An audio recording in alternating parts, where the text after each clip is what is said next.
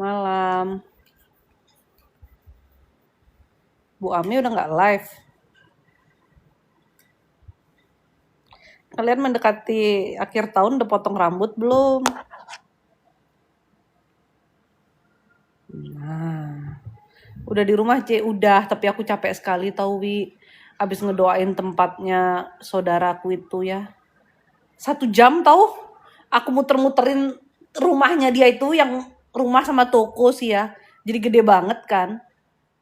Kayak tanahnya tuh mungkin 12 are deh tuh tanah. Terus bangunannya 4 lantai, say. Capek banget saya. Udah capek naik turun tangga, capek kalau kita doa juga kan energi kita kan keluar ya gitu ya. Terus saya doain gudangnya dia juga. Ada gudang di tempat terpisahnya tuh juga. Habis itu diajak makan. Habis makan tuh kok saya tuh ngantuk gitu, lemes gitu. Kalau energinya habis tuh gitu ngantuk bawaannya, kayak ngantuk gitu. Perlu mencharge diri dengan menenangkan diri, bersantai gitu. Buset dah. Rumah segede-gede kayak gitu. Dengan setan yang sebanyak-banyak itu ya, lelah banget rasanya. Terus biasalah ada kiriman-kiriman. Kan soalnya dia kan ada toko juga kan. Hal-hal kayak gitulah. Ya namanya rumah, tempat itu tergantung pemiliknya juga. Harus banyak-banyak doa. Sebenarnya rumah itu akan aman kalau penghuni rumahnya tuh berdoa. Jadi bukan aman itu kalau udah didoain berarti udah beres ya. Didoain, diusir, dia bisa balik lagi, say. Tapi rumah itu aman itu kalau kita yang di dalamnya terus berdoa, bukan dibantuin doa pembersihan gitu tuh ya cuman untuk booster aja. Ya nempatin bar banyak nggak Ci? Enggak, cuman dia sekeluarga, anaknya 2, 4, sama mbaknya 2, 6 orang. Ada pegawai di belakang, kayak ada tempat tinggal pegawai di belakang gitu. Pegawainya berapa sih yang orang tahu deh. Kan dia kan soalnya sekalian toko. Tokonya toko mebel, jadi tempatnya terus gede kan. Sebenarnya dia tinggalnya di lantai atasnya. Tadi habis doain tempatnya dia keliling, suami saya bilang, kayaknya nggak jadi deh ya, pengen punya rumah gede-gede. Capek ya, say. Kelilingin tuh rumah capek banget. Lantai 4-nya dia tuh rooftop gitu loh, kayak atap di atas yang ada ruangan-ruangan sih. Ruangannya di atas tuh dia buat apa ya? Kamar pembantu kali ya maksudnya sayangnya.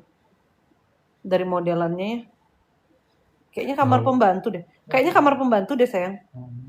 Ada toilet soalnya sayang. Tadi kok waktu pembersihan ada toilet. Kayak kamar pembantu di lantai 4 gitu. Di atapnya. Kalau tahun baru kayaknya bisa melihat kembang api. Kalau pas baru hamil tuh didoakan ya perutnya setiap hari didoakan, tahu kalau baru hamil itu. Kalau lagi hamil tuh setiap hari didoakan janin dalam kandungannya itu, say. Doanya supaya tumbuh jadi anak yang penuh berkat, membawa kedamaian, membawa berkat, menjadi anak yang takut akan Tuhan, hidup di jalan Tuhan, tuh didoakan terus. Anak itu dari dalam kandungan tuh perlu mendengarkan doa orang tuanya, perlu sentuhan orang tuanya. Terutama suara bapak. Jangan pikir bapak nih nanti henghong lagi. Kan sudah ada istriku yang doain, gak say. Bapak bertanggung jawab berurus anaknya. Doa dari dalam perut tuh doa.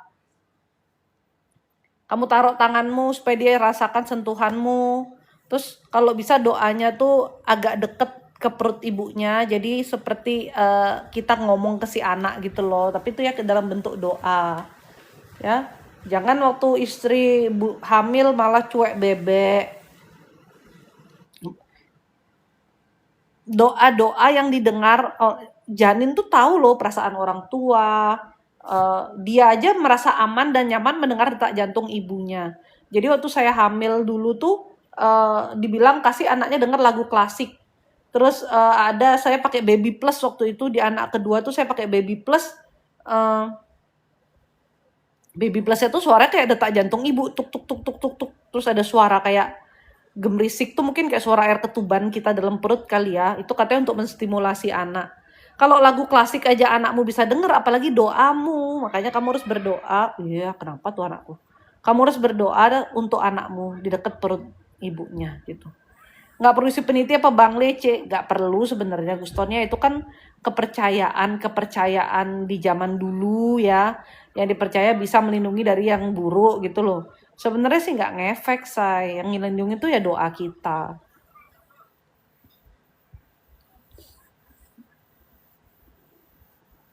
Siapa hamil? Istrinya Guston hamil? Istrinya Guston udah hamil. Saya waktu hamil nggak pakai peniti, nggak pakai bangle. Ketemu setan sih saya juga waktu makan dimsum di kota tuh apa sih nama tempat dimsumnya tuh sih? Yang di daerah kota yang kita sering makan tuh. Imperial Palace. Iya, di Imperial yang di kota tuh toiletnya, di kota Jakarta Pusat ya. Toiletnya itu kan turun ke bawah tuh. Nggak ada toilet di atas, toiletnya tuh di basement. Ya, toiletnya tahu. Nggak ngerti aku desain toilet tuh gimana. Dinding toilet tuh warna merah darah, merah-merah bata tuh, bukan merah bata ya. Merah darah deh, merah darah jadi gelap gitu. Ada kun-kun dong di situ, say. Aku lagi hamil, mau pipis lagi kan suamiku nggak mungkin ikut masuk kan. Ada kun-kun yang mau mengganggu kita, ya aku doa aja dah, udah doa aja. Aku sebut, kan aku Kristen ya, jadi aku terus sebut darah Yesus, darah Yesus, darah Yesus gitu. Aduh, itu kun-kun bener-bener. Mana zaman itu tidak punya iman lagi saya kan. Melihat itu kun-kun kan, hatiku juga ketar-ketir ya. Saya lagi hamil lagi kan. Tuh udah buru-buru, udah aku pipisnya buru-buru. Terus aku langsung kabur. Aku langsung kabur. Gak ada, biasanya aku di WC itu santai cuci-cuci tangan, rilek-rilek gitu. Gak ada. Tuh kun-kun kayak sudah siap menerjang aku gitu loh. Jadi aku kayak, cepet-cepet deh. Terus aku bilang sama suamiku, kayaknya aku gak mau lagi deh. Kalau suruh pipis di situ. Dulu ya waktu masih takut. Sekarang sini mana setannya sini. Biar setannya yang takut sama aku. Cie, anakku birthday hari ini 8 tahun. Minta doain dong Cie, lagi dengerin dia. Siapa nama anakmu? Kakak logatnya kayak orang Bali. Karena memang saya orang Bali. Saya dari lahir di Bali lebih tepatnya. Jadi kan sudah terbiasa kita dengan logat Bali ini ya. Walaupun saya nggak sadar ya, nggak merasa kalau logat saya tuh Bali banget gitu. Tapi untuk teman-teman yang denger tuh kayaknya banyak yang bilang, ih Bali banget gitu logatnya. Kalian nggak sadar? Jovelyn Jen Huang. Semoga Tuhan memberkati Jovelyn menjadi anak yang penuh damai, sukacita, jadi anak yang bahagia, yang hidupnya selalu dalam jalan Tuhan, dalam tuntunan Tuhan, selalu menerima berkat dan kemudahan dalam hidupnya. Apapun yang dia cita-citakan dan yang Tuhan perkenankan, Tuhan bawa ke tangannya, Tuhan bawa ke dalam kehidupannya dan diberi kemudahan, diberi keberlimpahan. Amin.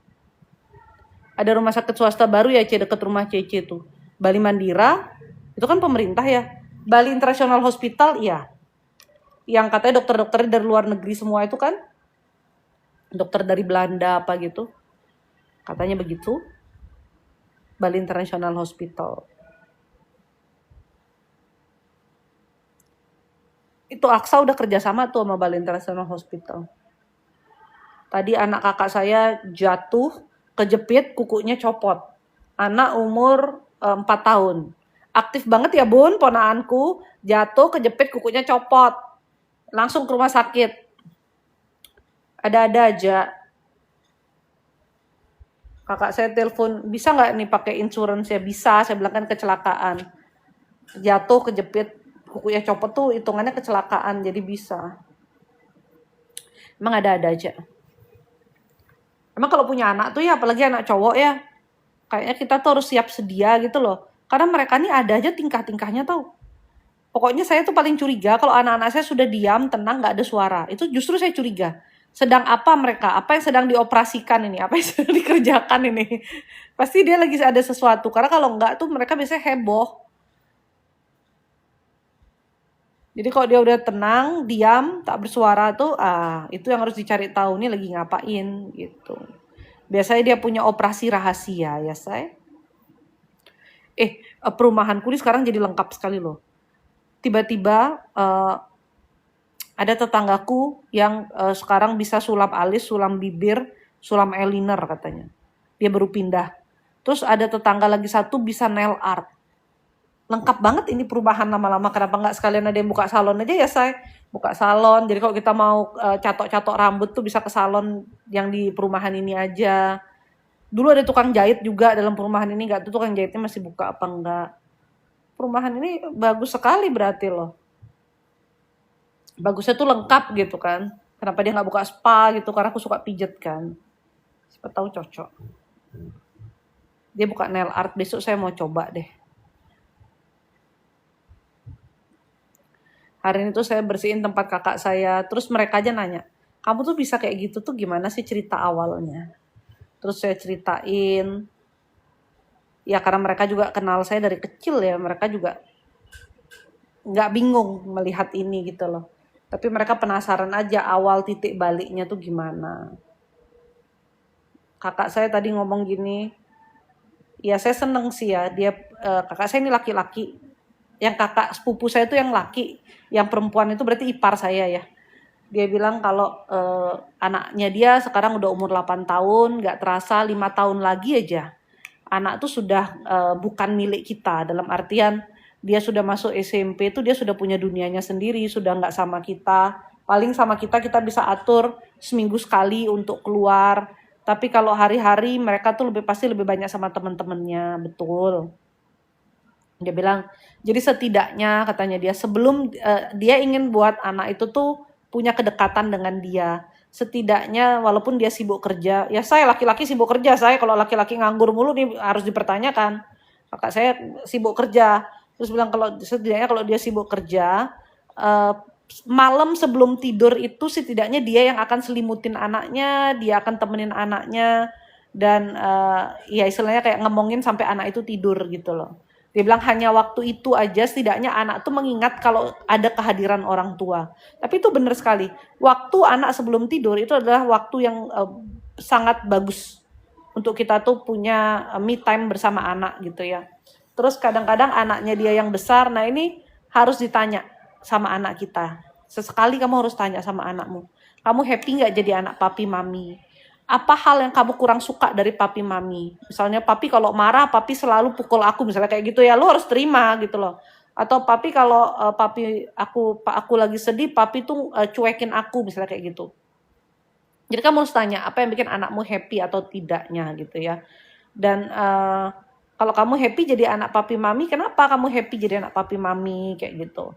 Terus kira-kira kamu pingin apa sih dari papi mami? Supaya kamu tuh happy, ngerasa disayang, itu kamu harus dalami emosi anakmu. Nah, anak kakak saya yang pertama itu dia bilang, dia pingin punya waktu keluar cuman sama papi maminya, jadi adiknya gak ikut. Ternyata ini anak pertama itu dia kadang-kadang ngerasa kalau ada adiknya, attention terbagi, kasih sayang terbagi gitu.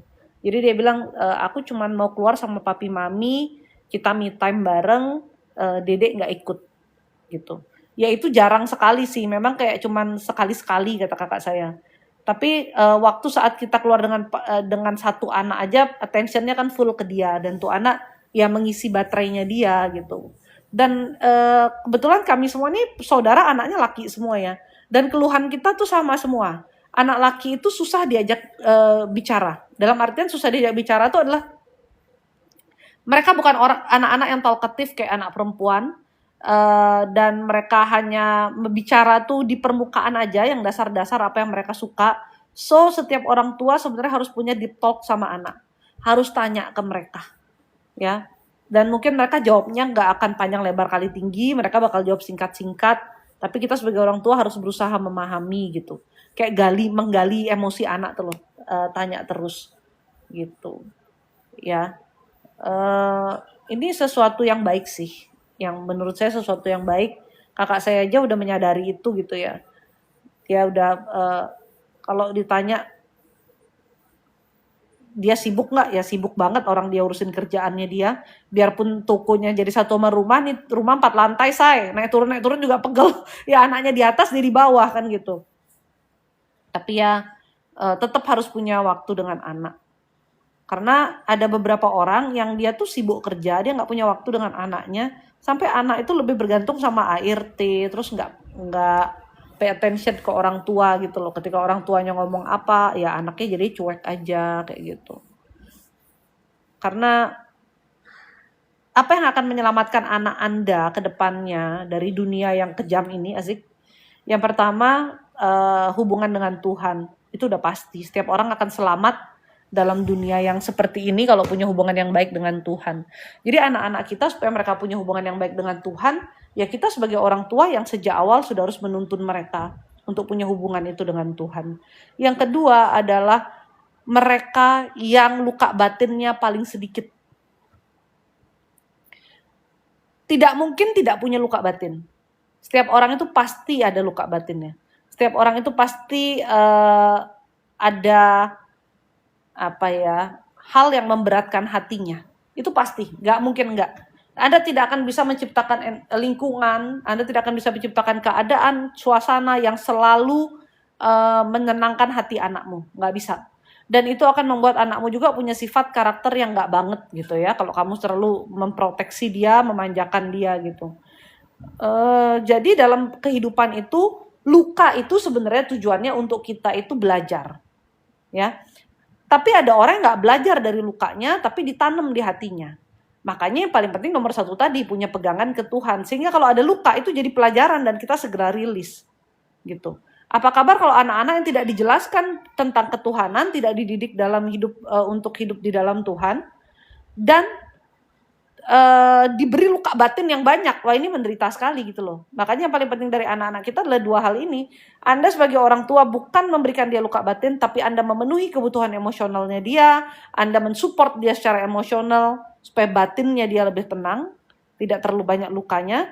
Dan yang paling penting yang nomor 1 tadi, Anda didik anak Anda di dalam Tuhan. Pengenalan ke Tuhan itu bukan sekedar Tuhan itu ada loh nak, bukan sekedar seperti itu. Tapi Anda mengajarkan dia bagaimana beribadah dan menjelaskan ke dia bagaimana Tuhan hadir dalam kehidupan kita, bagaimana Tuhan memberikan pertolongan dalam kehidupan kita, bagaimana karya-karya Tuhan dalam kehidupan kita. Ya, kita mungkin nggak lihat. Kita mungkin nggak tahu, Tuhan tidak nyata depan mata kita bentuknya ya. Tapi karya Tuhan itu nyata. Makanya kalau Anda menerima sesuatu, misalnya nih, anak saya kan tanya gini, Mami Papi, berarti Mami Papi punya duit dong. Soalnya Mami Papi bisa ngajak kita makan, bayar mahal-mahal. Kan buat mereka tuh kayak ratusan ribu aja udah mahal kan. Mami Papi bisa beli mainan kayak gitu. Mami Papi duitnya banyak. Karena kita bisa biayain mereka pikir duit kita banyak gitu. Nggak tahu aja maknya pusing ya kan. Ya, saya bilang kayak gini, ya itu karena Tuhan berkati papi mami, kita diberi kecukupan, ini karena Tuhan yang mengasihi kita. Jadi kita dicukupkan. Papi mami bisa beliin kalian.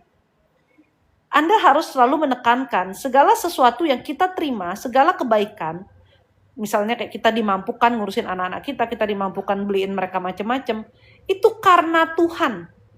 Dari hal itu dia akan mengerti, oh Tuhan itu berkarya atau dalam hidup kami, dalam hidup kita. Dengan cara apa? Oh Tuhan yang memberkati. Bagaimana Tuhan memberkati?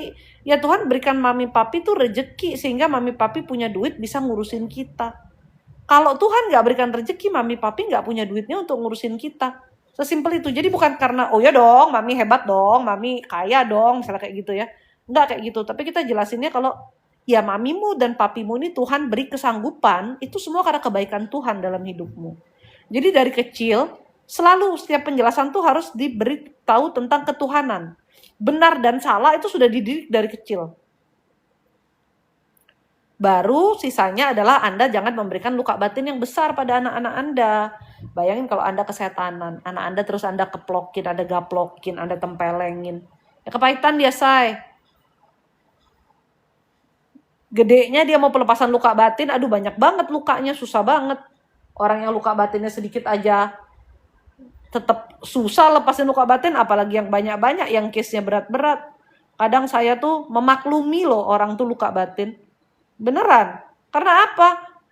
Keluarganya begitu banget. Ada yang bapaknya suka selingkuh, ibunya suka selingkuh, anaknya tertitip di keluarga bapak, kadang titip keluarga ibu. Di keluarga bapak, ibunya dijelekin, di keluarga ibu, bapaknya dijelekin. Nggak karu-karuan. Sampai gedenya luka batin, kepahitan.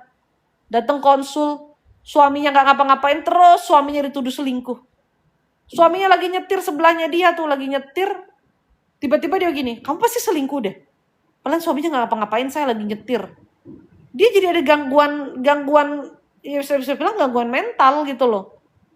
Dengan pikirannya dia yang liar kemana-mana. Suaminya sampai pertama datang ke toko kita, dia lagi berantem di jalan, dia langsung ke toko kita nggak pakai minta jadwal gitu ya. Suaminya udah putus asa, jadi dia langsung mampir ke toko, langsung minta ketemu, dia tunggu di situ, ketemu, terus dia sebelum balik ke Jakarta waktu itu hari Sabtu juga kami bilang coba datang deh, kita bantu doain di hari Sabtu. Kita bantu doain biar dilepasin, biar lebih ringan gitu ya. Yang anak cewek lucu itu bener Guston, yang anaknya tuh ya anaknya tuh benar-benar pinter tuh anak. Tuhan berkati sekali tuh anaknya. Istrinya tuh yang belum mau ngelepas kepahitan di hatinya dia tuh. Terus apa yang kita harus nasihati kita sudah sampaikan, pesan-pesan Tuhan kita udah sampaikan gitu ya. Gak berapa lama saya lagi gak di tempat, waktu itu pegawai saya telepon saya, Bu, ini ada yang mau ketemu yang waktu itu Bu. Yang mana? Saya bilang. Terus saya lihat dari CCTV, oh orang itu. Tapi hari itu saya gak boleh ketemu dia.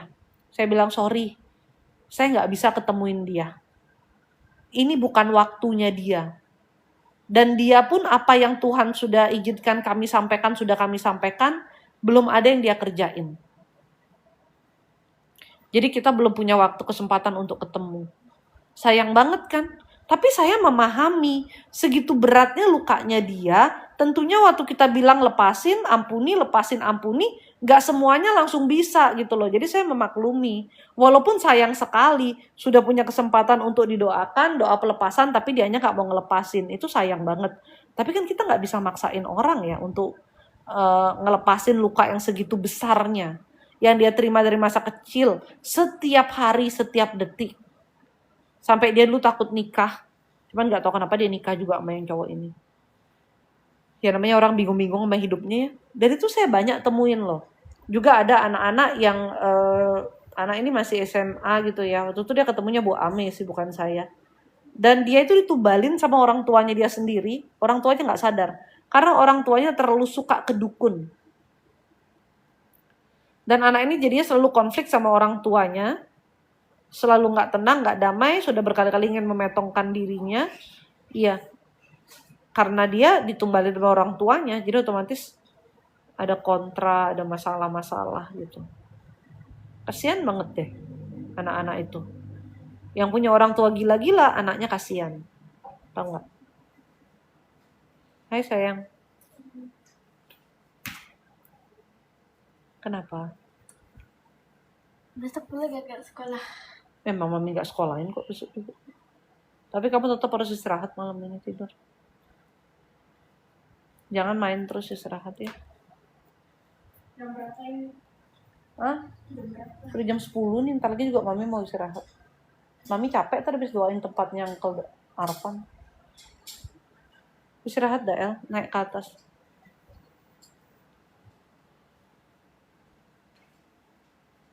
Jadi ya begitulah ya. Warisan terbaik kita sebagai orang tua tuh warisan iman, warisan didikan, warisan tuntunan yang benar gitu. Ya. Kalau Anda bisa meneruskan iman yang kita pegang kepada Tuhan ini kepada anak-anak kita dengan memberikan mereka didikan-didikan di dalam Tuhan itu tadi, memberikan mereka pengetahuan bahwa Tuhan itu nyata, karya-karya Tuhan itu nyata, wah itu udah berkat banget. Banyak anak yang dilahirkan di keluarga yang orang tuanya gak kenal Tuhan. Boro-boro yang disampaikan adalah tentang Tuhan.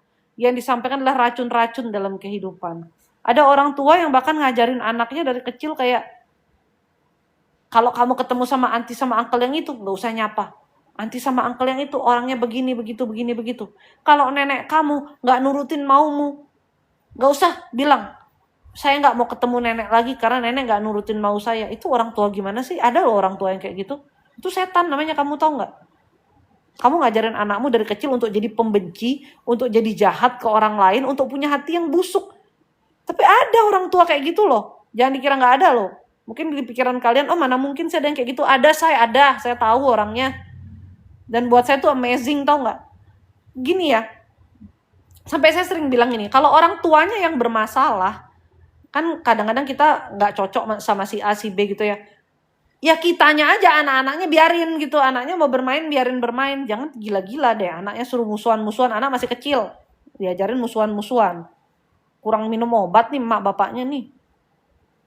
Malam C, tolong lihat saya C, seperti ada yang aneh, sering lemes-lemes dan menggigil di saat-saat tertentu. Betul, ada sesuatu nih. Mandi pembersihan aja lah dan banyak doa.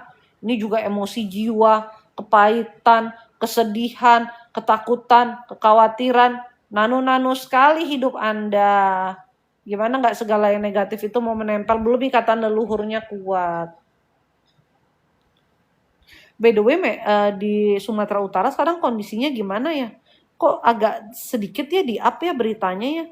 Jadi susah kita memantau beritanya, kondisi di sana sudah seperti apa gitu.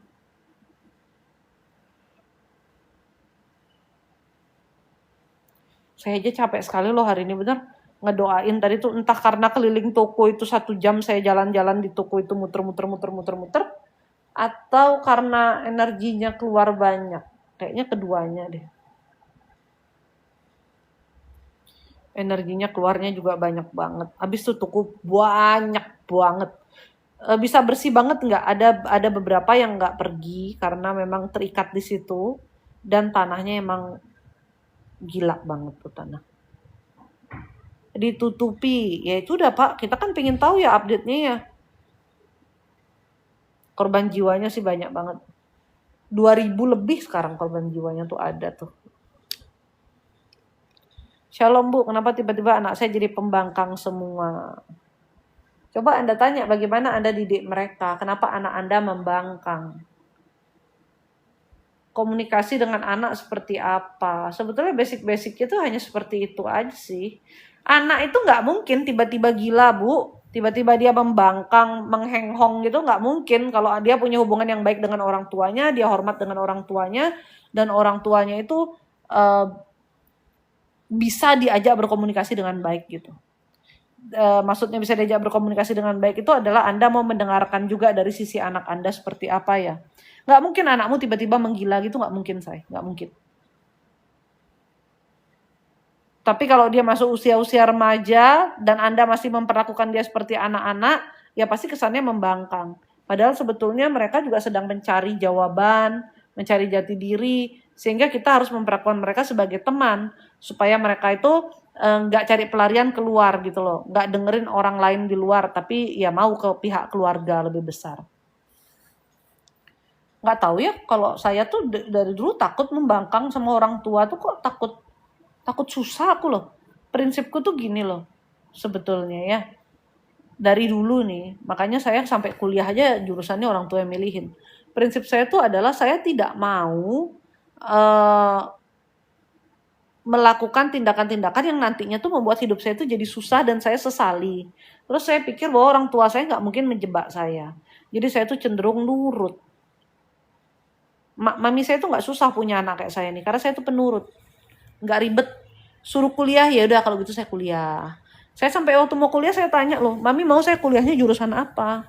Mami mau kamu kuliahnya jurusan hukum, ya udah. Padahal anaknya nggak pengen jadi jurusan hukum, tapi disuruh kuliah jurusan hukum, ya udah. Bisa begitu ya. Ya tapi emang begitulah saya, karena saya nggak mau kalau saya ikutin hal yang saya pilih, waktu itu saya merasa juga belum benar-benar bijaksana gitu ya. Nanti salah jalan. Nah, kacau hidup kita nanti kan. Kacau hidup Barbie. Mendingan Barbie nurut aja.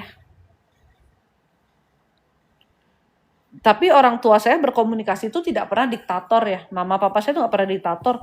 Mama saya tuh sama papa saya tuh nyantai. Dulu saya tiap minggu bolos sekolah tapi diam di rumah, dikasih. Saya gak punya jam malam dulu, karena juga keluarnya kan sama saudara-saudara aja tuh. Pokoknya kita belum pulang, pintu rumah gak dikunci aja. Gak punya jam malam. Pulang sekolah saya main sampai sore. Sore baru minta dijemput gitu. Gak dimarah juga, santai, mak saya santai. Karena tahu juga anaknya gimana kan. Cuman pesennya cuma satu. Jaga nama baik orang tuamu, jaga nama baik keluargamu gitu. Jangan aneh-aneh di luar.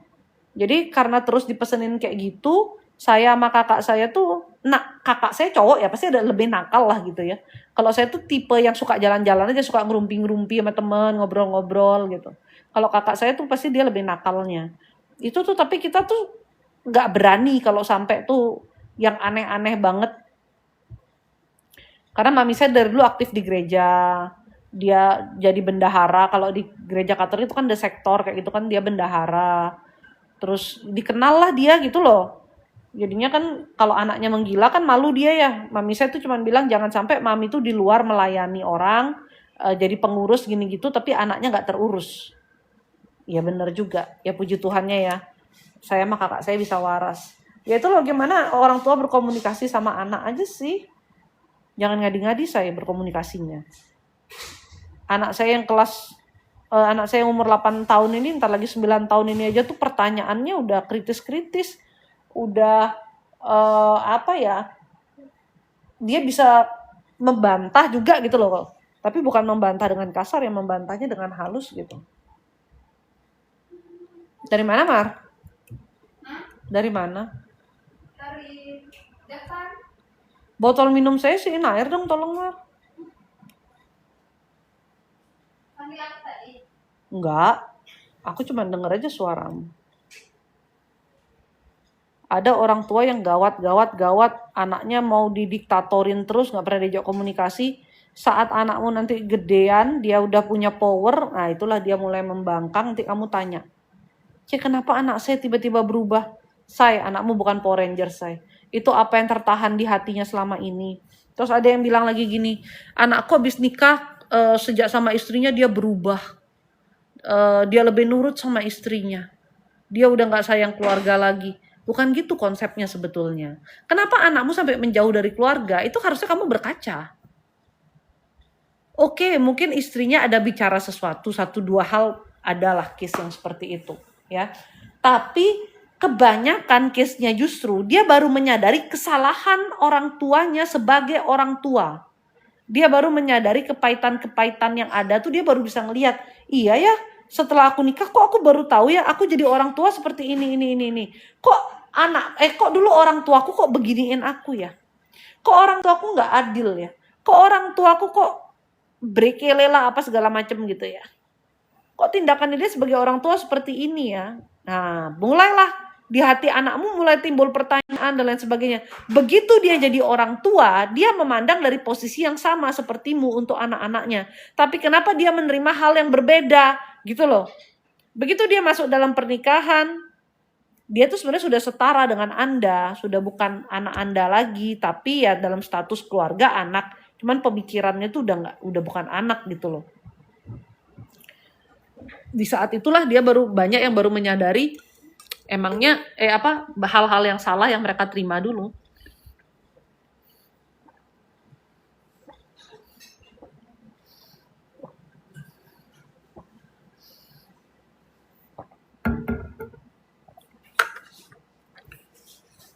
Apalagi kalau istrinya memang bisa seperti memberi ketenangan bagi hatinya dia, memberi penghiburan, yang dia di keluarganya ngerasa gimana, tapi sama istrinya mungkin dia lebih ngerasa diterima, lebih welcome.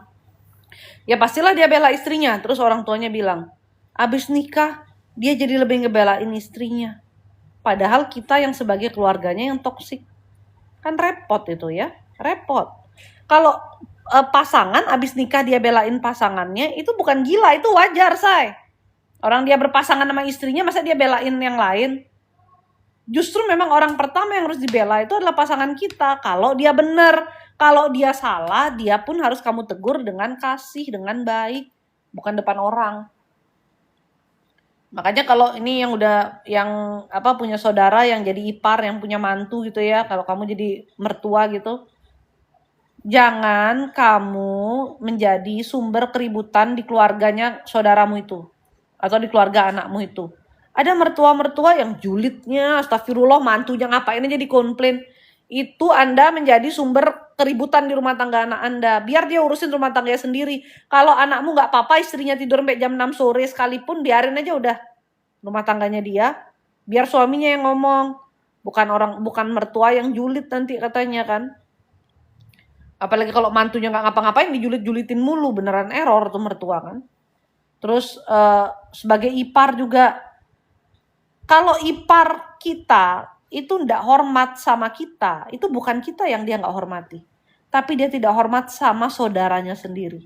Jadi kayak saya nih, ipar saya tuh orangnya pendiam sekali, jarang bicara. Tapi saya sehormat sama dia, saya sayang sama dia, dan saya tidak mau rumah tangga kakak saya hancur.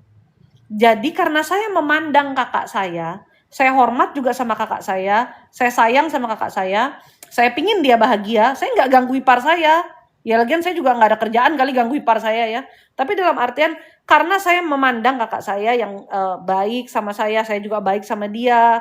Memandang saudara saya pingin saudara saya bahagia, saya nggak akan ganggu rumah tangganya. Justru saya bilang sama dia, ya kamu harus sayang istrimu, pentingin istrimu. Jangan jadi ipar gila. Dikit-dikit istrimu tuh ya begini, begono, begini, begono. Udah deh urusin diri sendiri aja deh. Udah kayak diri rumah tangganya bener aja. Pada ngurusin ipar-ipar segala. Biarin iparmu tuh urusannya saudaramu. Mereka jalani rumah tangga mereka dengan bahagia. Kalau kamu ditanya, ngomong, kasih tahu kalau emang ada yang salah. Ya, udah gitu itu pun harus di tengah-tengah. Kalau emang yang salah saudaramu ya kamu kasih tahu, kamu lo sebagai suami harusnya gini-gini. Kamu lo sebagai istri harusnya bagaimana gitu. Jangan menggila, jangan iparnya diem-diem, lu komentator mulu lu. Ya retaklah rumah tangga saudaramu juga. Kamu tuh membuat saudaramu dalam posisi yang serba salah. Mau bela keluarga salah, bela istri salah. Kalau bela istri nanti di keluarga dibilang, kamu gitu ya. Lebih ngebelain istri daripada keluarga gitu. Ngebelain keluarga, apalagi keluarga yang julid dibelain, ya pasti istrinya kepahitan dong, sakit hati, rumah tangga orang jadi kacau. Ya intinya lu jadi ipar diem dah udah. Jangan bikin konflik-konflik di rumah tangga orang gitu. Ya. Ntar ngomong begini, ngomong begitu, mulutnya diem. Mulutnya ngomong yang positif-positif aja. Kalaupun ada keluhan, yang penting saudaramu gak ngeluh, kamu diem. Aduh, istrinya saudara saya gak kerja begini-begitu. Lah saudara lu aja gak ngeluh, lu ribet gitu. Gak usah ribet ya. Fokus sama urusan kita sendiri, jangan jadi biang kerok di rumah tangga orang lain. Justru kamu harus mempersatukan mereka, doakan mereka. Terus kalau kakakmu nih ada yang error, adikmu ada yang error gitu, menyakiti pasangannya, kamu yang nasehati dia dong. Gitu. Apalagi jadi mertua. Mertua nih banyak nih yang suka mau ngatur hidup anaknya. Nggak kamu aja yang nikah lagi sih. Anakmu nikah, kamu mau ngatur hidupnya, ribet amat. Biarin dia udah dewasa, biar dia urus rumah tangganya sendiri. Kalau dia minta masukan, beri masukan. Tapi kalau nggak ada, nggak usah dimasuki terus rumah tangganya. Ya, Anda jadi mertua ntar dibenci, salah lagi. Ya, jadi mertua kalau kamu akhirnya mantumu jadinya nggak respect sama kamu, mantumu nggak hormat sama kamu bilang apa? Jadi mantu kurang ajar. Itu orang itu nggak ada datang tiba-tiba gila ke rumahmu.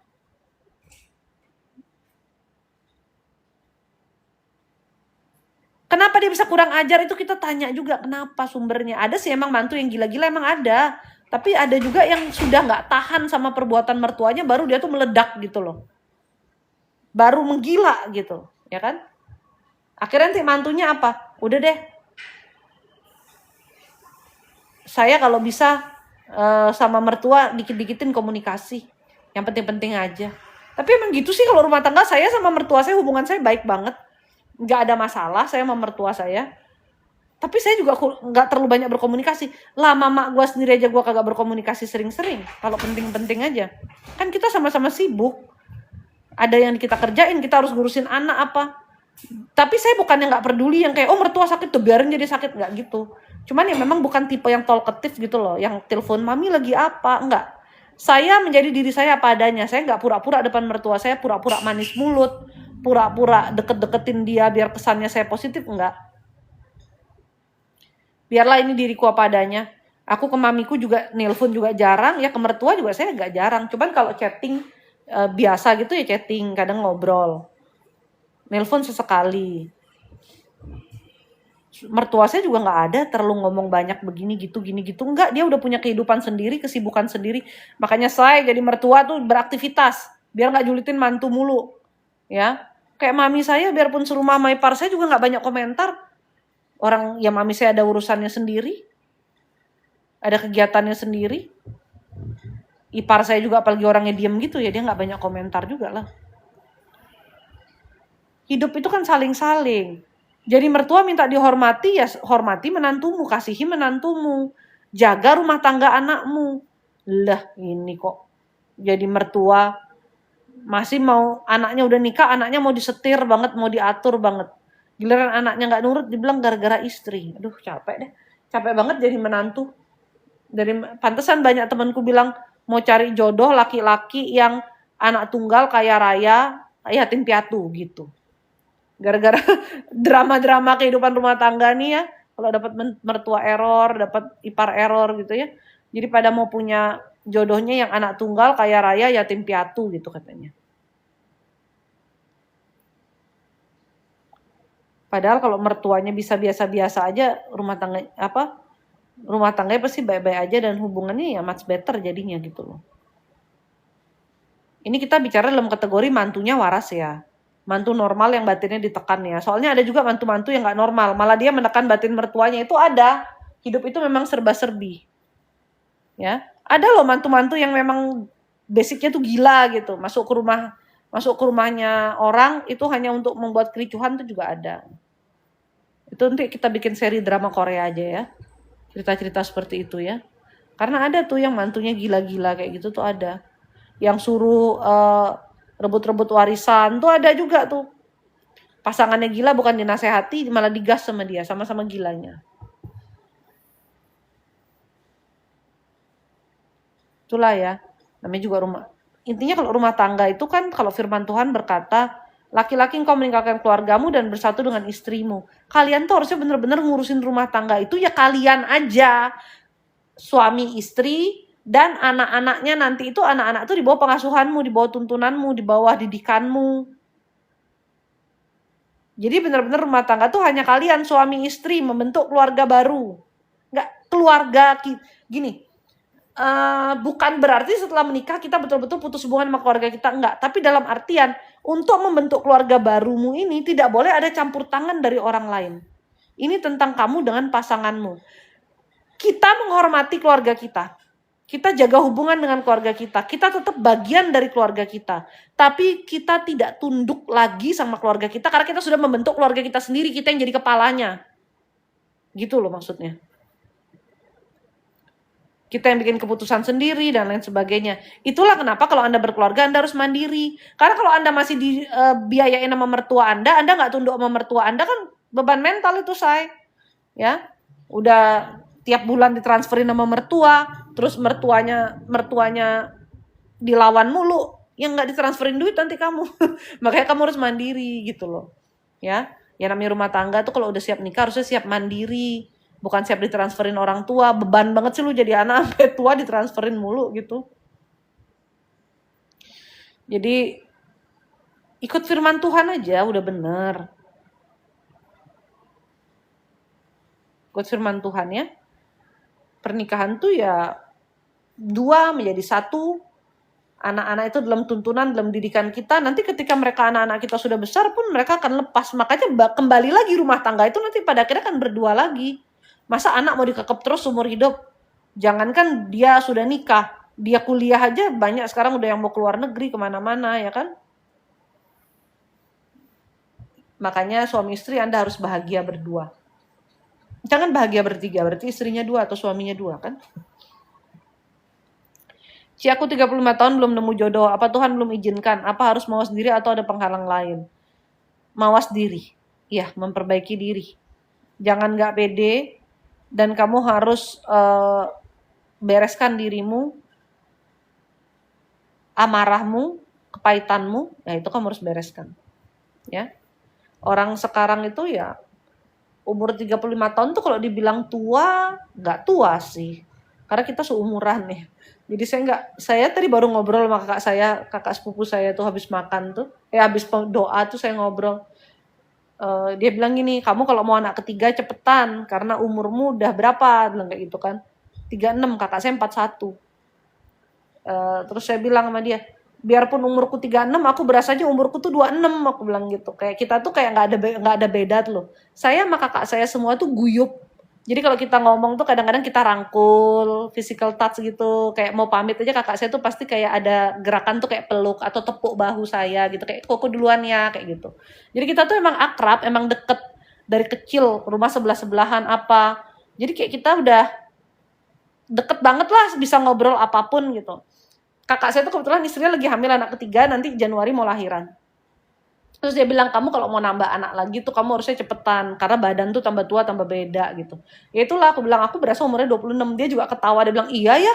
Koko juga gak berasa sih dulu kayaknya ngeliat orang 40, lihat orang 30 ke atas tuh rasanya kayak udah tua banget ya mereka kayak om tante gitu. Tapi kalau kita gak ngerasa ya kita tetap rasanya kayak kita dulu aja kayak gak ada bedanya. Iya aku bilang gitu, aku juga merasa gitu. Kayak kita cuma tua usianya tapi pikiran kita, segala apa maksudnya pikiran kita, diri kita itu kayak diri kita di usia 20 aja. Cuma nambah beban hidup aja ya gak sih? Aku sih gak ada beban hidup rasanya karena suamiku yang terbebani. Enggak sih. Maksudnya kayak kita tuh gak ada bedanya dengan kita yang dulu ya. Tapi emang tubuh tuh bertambah tua iya gitu loh. Jadi kalau dibilang 35 udah tua gak? Buat saya sih enggak. Banyak teman-teman saya 35 belum nikah juga banyak. Kalau teman-teman saya alasan belum nikah, bukan tidak nikah ya, belum nikah di usia 35 atau ada yang baru-baru aja nikah itu karena mereka memang benar-benar menunggu pasangan yang tepat. Mereka ngelihat pernikahan tuh nggak gampang. Mereka ngelihat teman-teman mereka nikah seperti apa dan mereka udah punya standar hidup tuh yang tinggi. Ada teman saya yang benar-benar bapaknya aja nggak kerja, kerjanya tiap hari nonton golf aja.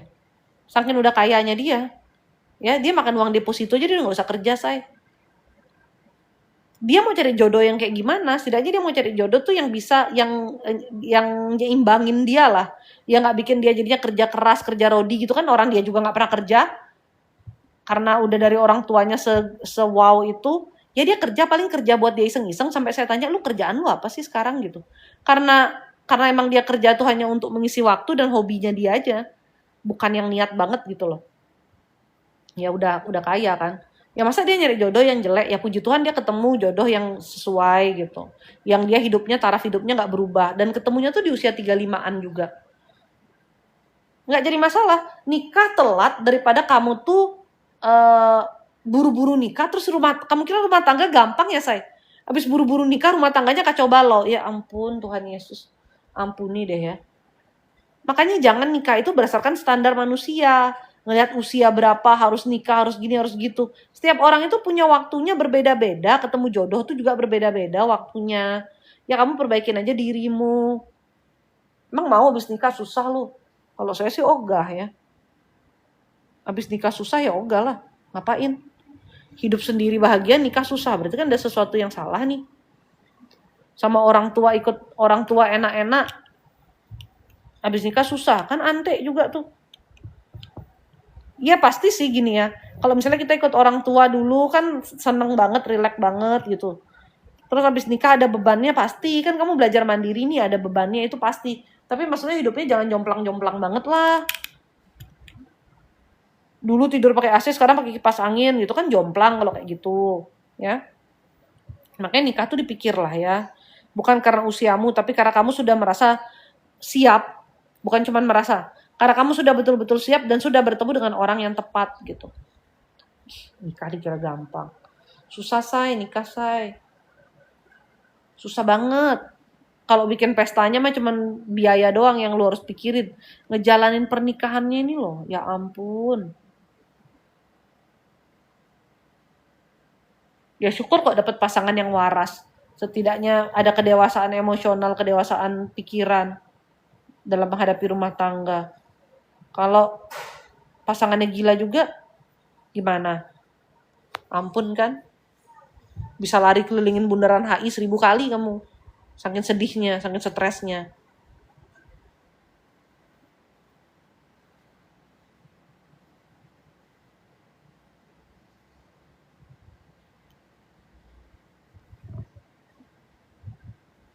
Kan saya pernah bilang dulu ya, dalam hidup itu ada 2 hal yang akan mengubah kehidupan kita. Yang nomor 1 tuh bagaimana pertobatan kita. Bagaimana kita sungguh-sungguh kenal Tuhan, kita ikut jalan Tuhan. Ini udah 1000% nih. Hidupmu pasti bakal berubah. Ya. Kalau kamu udah sungguh-sungguh ikut jalan Tuhan dari yang sebelumnya kesetanan, udah sungguh-sungguh bertobat, hidupmu pasti berubah. Yang nomor 2 yang bisa mengubah hidupmu adalah pernikahan. Salah pilih pasangan atau pilih pasangan yang benar itu sangat menentukan. Ya, makanya kasihan banyak perempuan-perempuan yang habis nikah makin jelek. Kenapa kamu habis nikah makin jelek? Ya kan udah melahirkan, udah gini, udah gitu. Enggak, say. Kamu stres. Suamimu tidak memperlakukan kamu dengan baik dan benar. Itu dia jawabannya. Kamu stres habis nikah. Makanya kamu udah gak seperti waktu kamu gadis lagi. Karena suamimu tidak memperlakukan kamu dengan baik dan benar. Suamimu tidak merawatmu seperti bagaimana orang tuamu merawatmu. Akuilah itu. Ya. Makanya carilah suami yang bisa merawat kamu. Dan akuilah kalau suamimu merawatmu. Karena ada yang ngomong ke saya, teman saya bilang apa? Siska, lu mah enak, lu udah putih gak usah dirawat. Saya jawab sama dia, orang putih gak dirawat jadi abu-abu, say. Ini udah dirawat dengan uang suami, dengan dukungan suami. Ya, bukan karena putih-putihnya doang. Orang putih nggak dirawat jadi abu-abu, say. Ya, orang putih nggak dirawat tuh jadi abu-abu juga. Coba aja lu berjemur terus, lu stres. Nggak ada muka kinclong. Orang stres mukanya nggak bisa kinclong. Minimal beruntusan deh karena hormonnya nggak teratur. Nggak ada. Ini juga dirawat, pasti dirawat. Alangkah, ya saya kesel loh diomongin kayak gitu. Karena apa? Saya pakai body care aja 4 lapis. Kok bisa-bisanya kamu bilang cuman karena menang putih? Jangan gila-gila kamu. Ini apa gunanya kulit nih saya gosok setiap hari 4 lapis? Saya skincare aja rajin pakai pagi malam. Rambut aja ada 4 atau 5 step udah lupa deh sampean. Itu kamu bilang karena menang putih doang. Saya orang putih nggak dirawat juga beladus, saya. Ya ampun. Pikirannya tuh salah. Jadi mikirnya apa? Oh dia mah emang dari sananya udah putih. Nggak gitu konsepnya. Semua tuh harus dirawat. Rugi banget gue makan bersih lu bilang menang putih doang gitu ya. Itu sih ya oke lah kayak gitu. Tapi saya ingin menekankan bahwa sebenarnya yang menentukan Anda itu terlihat segar atau tidak, saya nggak bilang cantik atau gimana, tapi segar gitu ya. Segar atau layu setelah pernikahan itu adalah pasangan Anda. Makanya suami, kesuksesan Anda tuh sebenarnya ditunjukkan kalau istri Anda nih setelah nikah malah makin happy, makin segar, makin cantik, itu berarti lu suami yang sukses. Itu suami yang hebat. Karena kebanyakan suami justru bikin istrinya makin jelek. Kenapa? Stres. Ntar duit belanjanya kurang lah. Boro-boro beli skincare. Duit belanja aja kurang. Gimana tuh? Duit belanja kurang. Ya, boro-boro suruh makan sehat. Makannya disuruh beli tahu tempe, ikan asin sama sayur beningan doang. Enak sih. Enak sih itu. Ya. Tapi kan bosen kok tiap hari, ya kan? Boro-boro istrinya bisa perawatan, olahraga, suruh beberes rumah aja nggak kelar-kelar kerjaannya. Setidaknya kalau memang tuh ya, orang kan kemampuannya beda-beda. Kalau memang kamu tuh istrimu tuh belum bisa kamu support yang seperti itu, supportlah mentalnya dia, sayang. Ya, support mentalnya dia. Jangan sebagai suami lagi tuh nggak support mentalnya. Udah gitu nggak ada kerjaan kagak dibantuin. Lama-lama ya bininya makin jelek. Bininya makin jelek bilangnya apa? Aku selingkuh karena kamu makin jelek. Aduh, bener-bener kamu keterlaluan loh. Bener-bener keterlaluan. Ya. Udahlah bininya nggak dirawat karena duitmu pas-pasan. Kamu selingkuh lagi dengan duitmu yang pas-pasan itu. Dengan alasan binimu nggak dirawat, lu jangan gila-gila lu. Heran. Kamu pikir istrimu cantik itu gimana caranya? Cukup dengan mandi aja, dia jadi cantik. Terus kamu nengok-nengok perempuan di TikTok yang semuanya perawatan, udah operasi sana, operasi sini. Terus akhirnya kamu ntar lihat cewek yang lebih mulusan dikit, kamu selingkuh. Aduh. Makanya istrinya yang dimulusin. Kayak kamu beli mobil aja dirawat. Ada orang yang hobi mobil kan mobilnya dirawat tuh. Mandiin mobilnya sampai kinclong. Nanti mobilnya di wax. Abis di wax dikasih lapisan apa. Katanya biar tetap mengkilat ya. Abis itu kacanya diganti macam-macam. Istri juga disayang. Heran. Istri tuh harus dirawat. Dan istri Anda juga harus merawat suami Anda. Cerewet dikit gak apa-apa. Saya ke suami saya tuh cerewet. Kamu kapan sih potong rambut? Kok rambutnya udah mulai berantakan? Kamu nggak cukur jenggotmu? Coba kamu ganti bajumu, jangan pakai baju yang itu kalau mau pergi. Karena laki-laki itu dia nggak tahu stylenya, dia tuh nanu-nanu banget ya. Jadi saya biasanya bilang sama dia nih, aku hari ini pakai baju warna ini, kamu cari yang senada. Kalau acara-acara penting gitu. Atau kalau kita mau pergi kemana, saya bilang hari ini aku pakai baju warna putih, kamu cari yang senada. Hari ini aku pakai celana panjang, so you juga pakai celana panjang. Hari ini kita perginya agak santai, kamu pakai celana pendek. Itu istri mengarahkan. Jangan suaminya nanti pergi ke pantai pakai jas lagi, nggak nyambung saya. Pergi ke kondangan pakai baju bobo di rumah, gimana sih, ya kan? Istri itu memang harus mengingatkan karena laki-laki itu nggak peduli sama penampilan. Kalau laki-laki normal, kalau laki-laki nggak normal ya nggak tahu lagi ya. Tapi kebanyakan mereka nggak peduli penampilan ya. Kamu harus ingetin dia. Karena bagaimana suami Anda itu bagaimana gimana ya sih? Istri yang benar itu juga menunjukkan bagaimana suaminya dia tuh bentuknya, cara bawa dirinya. Lah itu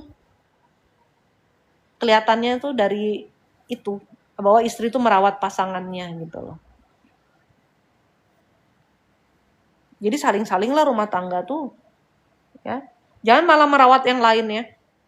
Nanti istri juga nih zaman sekarang banyak perempuan nih di chatting sama cowok aja. Semua chatting dibales, tersipu-sipu malu dibilang cantik. Duh, udah deh. Kamu masih kemakan rayuan gombal kayak gitu yang bilang-bilang kamu cantik tuh. Duh, ini kayaknya kurang dipuji sama suami deh.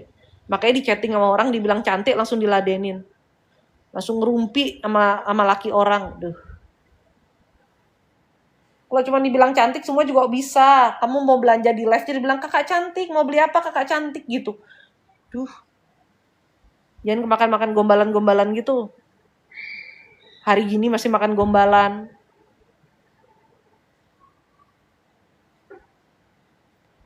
Aku digombalin kayak gitu nggak masuk, nggak dalam kamusku. Tak buka aja nggak chattingnya. Nanti ngelihat kita lagi main lagi padel. Oh sekarang padel ya. Sama dong hobi kita padel. Kagak, gue kagak hobi, orang gue baru coba. Nggak saya bales aja kayak gitu-gitu. Kecuali kenal temen gitu, ya saya respon. Karena kenal kan, tahulah intensinya dia tuh karena temen jadi komen. Kalau orang-orang nggak kenal, ih, tuh genit namanya. Tapi ada loh yang seneng digitu-gituin tuh. Kalau udah nikah ya dijagalah hatinya ya. Jangan jadi kayak buka jalan untuk hal-hal yang kayak gitu tuh menggoda kamu. Udah tahu imannya nggak ada, bukan lemah lagi. Udah tahu imannya nggak ada. Udah tahu juga gampang tergoda. Ya udah ditutup gitu. Ya. Jalannya ditutup. Jangan tiap ada cowok yang nyapa semua diladenin. Ini udah bukan masa puber. Udah bukan masa mudamu yang dulu kamu lagi cari jodoh. Itu aja kagak semua diladenin juga. Gimana sih? Jangan-jangan dulu tuh muda sapi lewat juga kamu ladenin lagi, heran. Gak ngerti konsepnya sama orang-orang yang begitu. Ini malam ini live-nya jadi ngomel-ngomel mulu ya. Cuman emang begitu tahu, saya tuh bingung liatnya. Nanti bisa-bisa nanya di live ini, kenapa apakah selingkuhan saya serius dengan saya, Kami sudah 8 tahun menjalin hubungan. Gila-gila lu. Benar gila-gila lu. Selingkuhan kok serius. Kalau dia tuh serius dia gak jadi selingkuhan. Pinter banget. Apakah selingkuhan saya serius dengan saya, Dia juga sudah punya istri, saya juga sudah punya suami. Gila-gila, benar gila-gila. Aduh, masuk kotak Cece aja enggak. Saya punya suami dan dia punya istri. Kami udah 8 tahun selingkuh. Apakah dia serius dengan saya? Juleha, kalau dia serius sama lu, dia udah ceraiin bininya. Lu juga udah cerai sama laki lu baru serius. Aduh, capek banget bacanya, udah capek. Selingkuhan pakai nanya selingkuhannya serius apa enggak. Aduh. Kasih tahu ya, selama statusmu masih selingkuhan, kamu tuh nggak pernah diseriusin. Aduh, kamu tuh cuma dikasih makan gombalan aja sama-sama gilanya. Apakah selingkuhanku serius sama aku? Itu dari otakmu aja udah nggak bisa tak cerna. Selingkuhan minta diseriusin. Cerna dong otaknya itu, pertanyaannya itu. Gimana konsepnya? Mau dijawab jadinya memancing emosi kan? Yang kayak gitu-gitu kan memancing emosi istri sah ya. Apakah selingkuh, dia juga istri sah tapi dia istri sah yang gila sih. Apakah selingkuhanku serius sama aku? Coba dipikir. Pertanyaannya dipikir. Dari kata selingkuhan aja dipikir tuh, dari kata selingkuhan. Bisa nggak selingkuhan itu serius?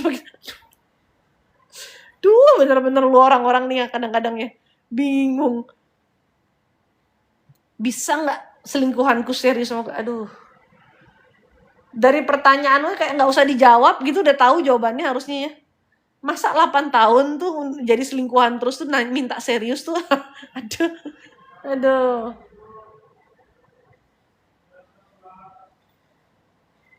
Yang bener-bener aja jadi orang. Jangan sampai nanti kamu dikutuk jadi batu nanti gara-gara pertanyaanmu itu. Apakah selingkuhanku serius sama aku? Lagiannya orang kalau serius tuh ya dia nggak bakal mau jadi selingkuhan. Kalau orang benar-benar sayang, orang tuh kan maunya the one and only. Apalagi perempuan. Tuh lihat itu siapa, istrinya Ridwan Kamil aja udah minta cerai tuh. Ya iya, RK bukan cuma sama satu perempuan. Akhirnya istrinya tahu ternyata perempuannya banyak. Waktu satu maunya dimaafin. Waktu satu nih waktu ketahuan sama siapa tuh namanya tuh, Lisa ya, Lisa Blackpink. Itu mau dimaafin udahan, jadi gosipin RK. Udah mau dimaafin ya udah mungkin kilaf ya kan. Tapi kok kilafnya sampai nyimpen, itu sebenarnya dia udah sedih banget. Udah mau dimaafin tapi udah mau ya udah nggak apa-apa. Tau-taunya terkuak, kok ternyata banyak selingkuhannya RK. Ya istrinya ini kan kepahitan jadinya sakit hati.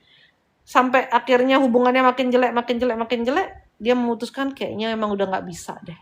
Karena setelah ketahuan pun masih lagi menggila sama yang lain, ya udah, berarti kan emang udah nggak ada harapan. Ya itulah ya. Jangan dulu sampai jadi selingkuhan macam Lisa gitu, tiba-tiba meminta tanggung jawab. Lagian tuh bukan anaknya RK juga, emang agak gila-gila ada dunia ini.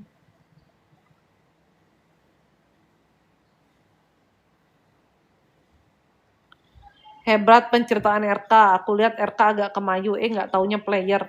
Masa kamu, ya kamu mungkin nggak bisa lihat ya, dari matanya aja udah kelihatan tuh genit banget. Matanya tuh mata genit banget, mata cewek banget. Ada nafsunya gede, kelihatan dari matanya. Ya itu yang saya bisa lihat sih, dari sinar matanya aja kelihatan nafsunya gede banget. Kelihatannya aja kalau ngomong kalem ya. Tapi dalam dirinya tidak ada kekaleman, buasa ya. Emang wajah tuh menipu. Justru Gibran tuh yang dibilang pelangap lungu kan. Orang sering bilang Gibran tuh goblok, pelangap lungu kayak gitu-gitu. Itu anak aslinya pinter tau. Otaknya taktikal banget. Strategik banget otaknya. Cuman ya, dia pinter. Tapi kan negara ini kan tidak dia doang yang gerak ke sana kemari kan. Ada pemerintahannya, ada menterinya kalau banyak yang gila, gimana caranya diatur? Orang bilang mukanya pelangap longo, nggak bisa apa-apa dan gini dan itu, jangan ketipu. Ya mukanya pinter lebih pelangap longo. Dia tuh orangnya taktikal banget. Dia memang bukan tipe teoritis, emang praktikal anaknya, tapi pinter gitu loh, berstrategi sekali. Gibran itu versi upgrade-nya Pak Jokowi. Kalau Pak Jokowi itu masih kadang sungkanan sama orang, nggak enakan gitu ya. Kalau Gibran nggak. Bener-bener salah-salah, nggak pakai sungkan gitu. Sekaku itu. Tapi ya oke lah. Cuman kalau ditanya kok negara ini sekarang kayak gini, ya itu yang saya bilang tadi. Bukan cuma dia yang ngurus di negara, say. Banyak orang di dalam sini yang cawe-cawe. Ada yang jadi teman, ada yang jadi musuh, itu masalahnya. Kok kita jadi ngomongin politik sih gara-gara mempercontohkan Ibu Atalia tadi kemana-mana ya. Gak apa-apa deh, sekilas info aja buat kalian yang suka jelek-jelekin orang dan memuji-muji yang salah. Kok saya banyak kegagalan ya dalam hidup? Biasa Bu, namanya hidup. Mana ada sih orang hidup gak ada gagalnya? Pasti ada gagalnya Bu. Tergantung bagaimana Anda menyikapi kegagalan aja. Jadikan pelajaran kah? Berusaha lagi kah? Mendekatkan diri ke Tuhan kah? Atau tetap berjalan dengan ego? Bukan ibu aja yang pernah gagal, Bu. Saya juga, Bu. Gagal percintaan pernah, gagal pekerjaan pernah. Gagal apa lagi? Gagal diet sering banget, Bu. Ya, tergantung kita aja jadi manusia maunya gimana kegagalan kita. Yang gagal percintaan kalau tetap ngulang-ngulang cari jodoh yang geblek juga ya on-nya kamu. Kenapa ya Ci aku selalu gagal? Ya lu milih laki yang gitu-gitu mulu diulang-ulang. Baru cerai dari yang satunya, baru putus dari yang satunya, nggak pakai nunggu ada laki lewat disabet aja. Deh. Makanya tuh, saya paling bingung kalau orang menjanda terus kayak langsung panik banget gitu. Ci, kira-kira aku ada jodoh lagi nggak ya Ci? Aku sama yang ini gimana Ci? Sama yang itu gimana Ci? Cepet banget sih lu. Baru juga lu putus, baru juga lu ini ditinggal meninggal gitu, baru juga cerai. Cepet banget cari ganti.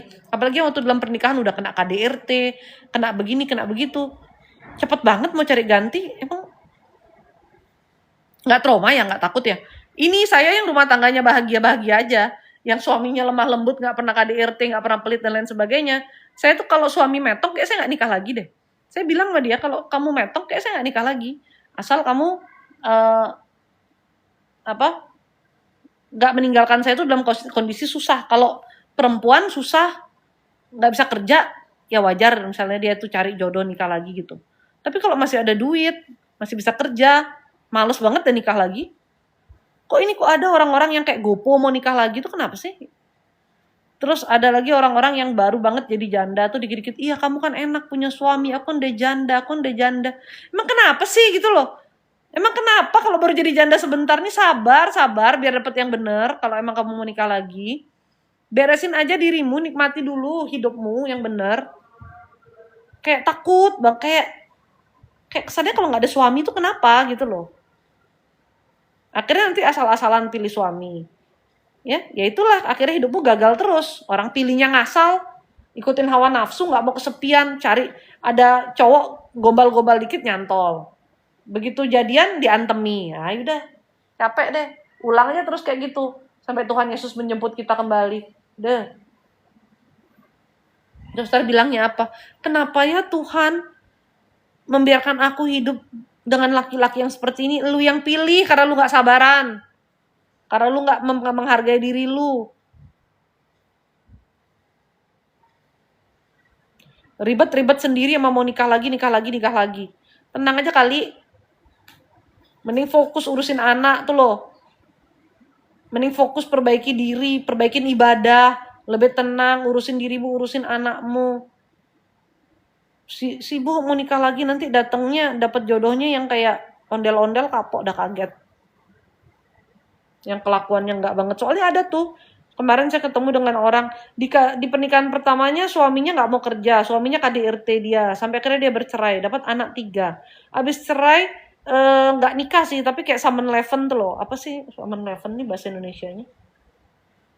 Hidup bareng gitu loh, kumpul kebo. Nggak dalam pernikahan gitu sama cowok yang kelakuannya juga sama, nggak mau kerja, kasar, nggak sampai KDRT tapi kasar, terus nggak mau kerja, nggak tanggung jawab, toksik.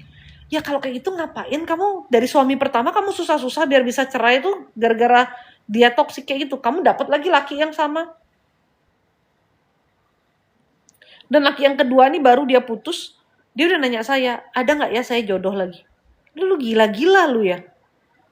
Bukannya lu ada tobat-tobatnya dikit tuh udah salah pilih laki 2 kali, malah nanya lagi, ada nggak saya jodohnya lagi? Tenang, kenapa sih? Tenang, hidup tenang, saya hidup tenang. Gak usah mau buru-buru gitu kayak, emang pesawat, takut ketinggalan pesawat. Kalau pesawatnya mau terbang, beda lagi ceritanya. Ini kan jodoh, beda lagi dong. Kenapa sih orang gak bisa tenang sendiri tuh bingung aku. Nanti kalau gagal dalam pekerjaan juga berkali-kali ditipu orang, nggak dijadikan pelajaran. Kenapa ya tiap aku bisnis aku ditipu orang? Ya lu gimana belajarnya, udah ditipu sekali, tahu nggak sadar kesalahannya di bagian mana? Orang ditipu kan langsung ngerti, oh kemarin aku tuh bodohnya, aku kasih duit dulu, aku begini dulu, aku gitu dulu. Aku terlalu percaya sama dia. Ya besok jangan diulang. Kalau kamu bisa belajar dari kesalahanmu, maka kamu nggak akan terus mengulang-ulang. Tapi kalau kamu terus-terusan nih nggak pernah belajar, ya udah terpaksa diulang-ulang terus, gagal terus udah jadinya. Makanya sebetulnya kegagalan itu pun adalah bentuk kasih Tuhan untuk kita belajar. Kalau kita bisa belajar, kalau nggak bisa belajar ya susah lagi. Emang siapa sih nggak pernah gagal? Semua orang gagal, say.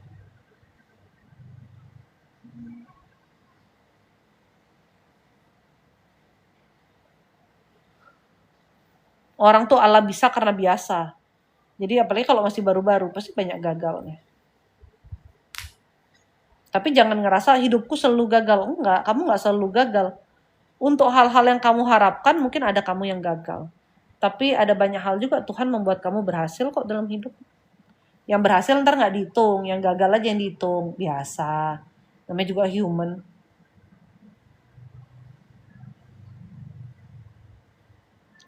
Kalau terima yang enak-enak, kita nggak hitung. Begitu nggak enak dikit, kita hitungan banget. Kenapa begini Tuhan? Kenapa begitu Tuhan? Gitu.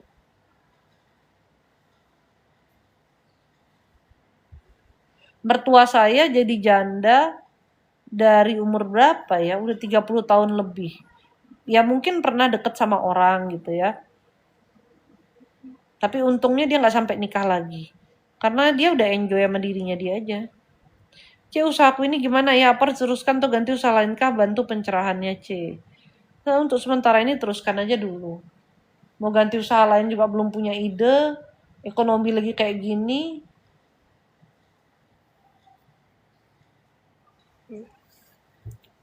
Suami saya meninggal 5 tahun, saya nggak nikah lagi. Fokus kuliahin 2 anak. Ya gitu loh Mbak Yani nih, hebat. Fokus ngurusin anak aja. Nggak usah ribet sama mau nikah lagi. C, aku cocoknya kerja apa ya? Veloraffirex. Orangnya kurang sabaran. Nggak cocok jadi admin juga. Sebenarnya ya, kamu tuh harus mengubah dulu karaktermu yang karakter ala Gen Z banget nih. Kayak mut-mutan kalau kerja gitu loh. Pengen apa kalau moodmu lagi bagus mau kerjanya bener. Kalau enggak, aduh kayaknya kerja ini ono ini anu gitu. Ngeruing-ngeruing terus, itu dulu yang harus diubah. Karena kalau itu nggak diubah mau dapat kerjaan apa juga nggak ada yang cocok, say. Lagi pula itu ya, aku kasih tau kamu ya. Nggak ada pekerjaan tuh yang 100% sesuai maumu. Nggak ada pekerjaan 100% cocok. Walaupun pekerjaan itu adalah cita-citamu, tapi tetap ada nggak enaknya, namanya orang kerja. Ya, tetap ada hal-hal yang tidak menyenangkan. Disitulah gunanya dewasa emosional. Nggak dikit nggak enak kerjaannya ditinggal, ya nggak bisa gitu juga. Emang ada di sini yang kerjanya enak terus, hidupnya bahagia terus, ada nggak? Namanya kerjaan, orang lain bilang enak, kita mah ngelihatnya pasti ada aja tantangan yang harus kita beresin, ya nggak? Temen saya aja, dia kerja jadi PNS. Terus saya tanya, kerjanya susah nggak? Enggak, santai banget katanya. Makanya tiap siang aku bisa pulang dulu nyuapin anak, santai banget katanya dia. Terus justru karena santai lah gue bosen, serba salah. Kerja santai bosen. Udah bisa sambil pulang nyuapin anak bosen. Suruh kerja rodi, capek katanya. Emang manusia begitu, say.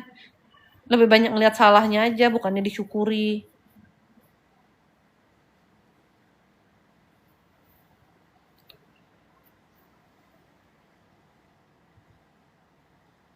Padahal namanya hidup, namanya kerjaan, semua ada tantangannya, semua ada masalahnya. Ya. Kalau nggak ada masalahnya, enak banget hidup kamu. Nggak ada upgrade-nya tapi nanti.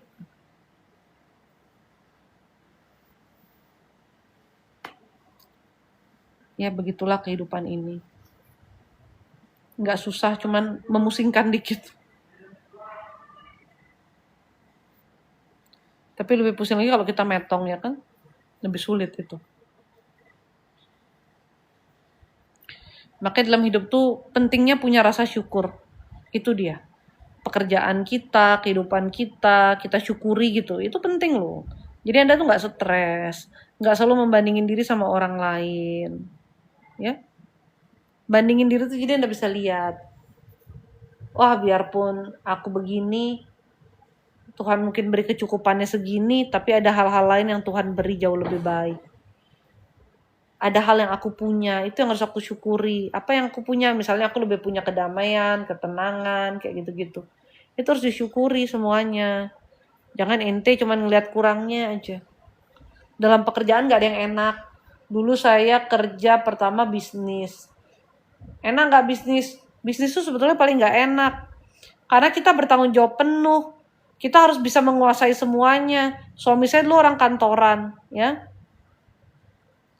Suami saya dulu orang kantoran, dia hanya urusin satu bidang aja.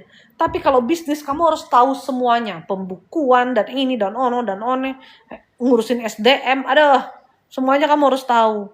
Kamu lebih capek kalau bisnis ya. Jadi bisnis itu paling nggak enak. Bisnis kamu untung, kamu harus putar ke bisnis lagi. Kamu rugi, kamu harus tanggung kerugiannya. Kamu punya pegawai, mau sesulit apapun kondisi bisnismu, pegawaimu harus makan. Jadi ya kamu harus mikir caranya untuk bayar mereka. Ya, kamu harus ngembangin bisnismu sendiri. Kamu berpikir bisnis itu paling berat. Saya dulu bisnis, mau nggak mau harus berhemat juga, ya. Apalagi kalau bisnisnya masih awal-awal, gimana mau mewah-mewah sih? Saya mewahnya minta sama orang tua dulu sih dulu. Kalau masih bisnis sendiri masih berhemat. Terus saya pernah kerja sama orang Batak, buka konsultan hukum gitu dia. Saya hanya bertahan 6 bulan karena saya nggak suka kerja kantoran. Kerjaannya nggak terlalu banyak tantangan, tapi sayanya tertantang karena harus bangun pagi terus ya, tertantang banget saya. Terus saya pernah kerja sama notaris karena juga harus magang notaris kan. Kerjaannya nggak begitu banyak halangan juga. Karena saya bukan tipe orang yang peduli sama teman lain di kantor. Kalau ada orang nih ya sebenarnya kerjaannya fine-fine aja, tapi terlalu ribet sama teman-temannya di kantornya. Kalau saya enggak, saya kerja apa yang saya harus kerjain, saya pulang.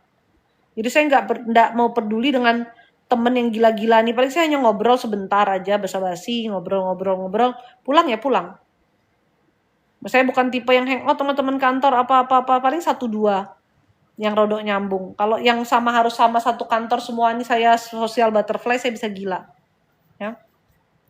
Itu yang membuat hidup saya lebih damai. Mengurangi komunikasi dengan manusia-manusia ini, saya hanya kerjain tugas saya pulang. Dah, itu juga nggak tahan.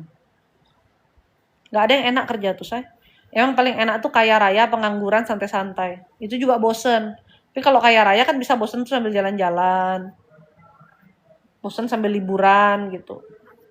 Udah, kalau gitu doanya nggak usah minta kerjaan, minta aja sama Tuhan kaya raya ya. Kaya raya biar bisa santai-santai. Nah itu bercanda ya, tapi intinya tuh kalau kamu tuh punya pekerjaan, semua pekerjaan tuh ada plus minusnya. Tantangannya tuh pasti ada. Kamu lihat orang lain enak, sebenarnya mereka nggak seenak itu juga. Kamu ngelihat, coba sini sayang. Panas kenapa sayang? Tahu. Dalamnya.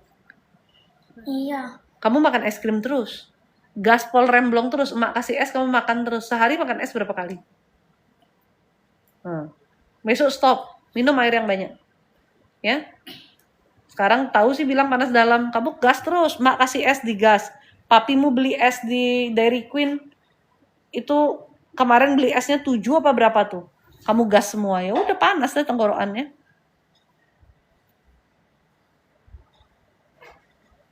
Jangan kok minum air buka kulkas.